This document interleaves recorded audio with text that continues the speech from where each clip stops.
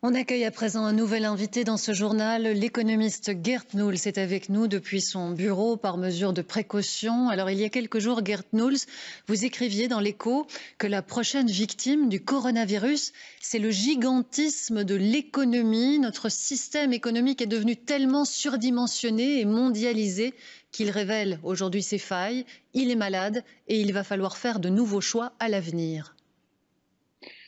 Oui, effectivement, je crois qu'on constate aujourd'hui que la globalisation a rendu aussi notre économie mondiale très vulnérable, que par la connectivité, mais aussi par le fait que certaines choses sont produites à distance. On vient de voir les images des masques qui ont été produits en Chine.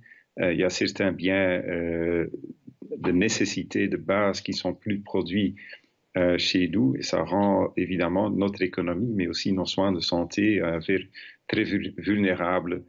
Et c'était déjà prévu il y a très longtemps parce que l'économiste et statisticien Nassim Taleb en a parlé déjà en 2007, que ceci pourrait amener à des pandémies. Et personne n'a écouté, sauf Singapour. Ce pays l'a invité pour voir comment on pourrait construire un plan de sécurité.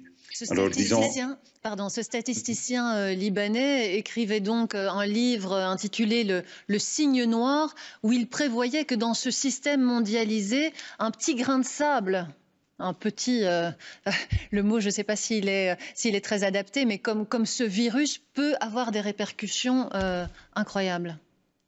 Oui, et le signe noir est devenu presque une définition, quelque chose qui est utilisé beaucoup aussi dans les marchés financiers pour nommer un événement qui était prévisible, mais qui a une probabilité très très petite, mais avec des conséquences énormes. Le signe noir était entre autres aussi 2008 avec la crise financière, mais aujourd'hui, malheureusement, on voit une répétition parce qu'on n'a pas changé les systèmes.